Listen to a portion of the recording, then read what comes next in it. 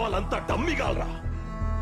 మీరు చేసే action dummy, మీరు చేసే స్టంట్స్ డమ్మి, మీరు వాడే గన్స్ కూడా డమ్మి, ఆఖరికి కొడితే వచ్చే రక్తం కూడా డమ్మి. ముఖానికి రంగు పూసుకునే మీ సినిమా వాళ్ళు డమ్మిగాలరా. అవునరా, డమ్మిగాళ్లే.